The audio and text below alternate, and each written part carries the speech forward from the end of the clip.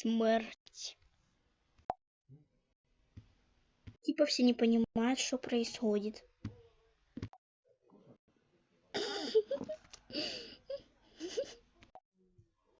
Это был пранк, вы уже повелись.